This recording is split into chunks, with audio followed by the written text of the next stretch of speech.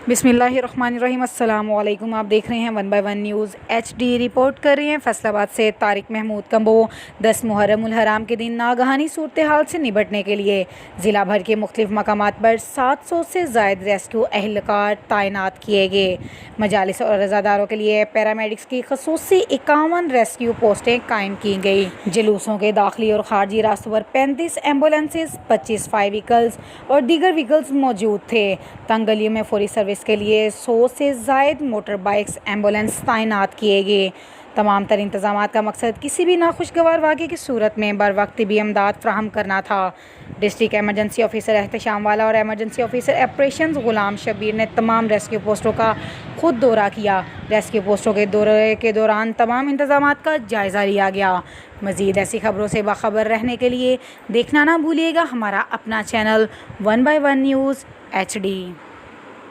ताज़ा तरीन अपलोड्स की नोटिफिकेशन हासिल करने के लिए हमारे चैनल को सब्सक्राइब करें और साथ में दिए गए घंटी के निशान को दबाना ना भूलें।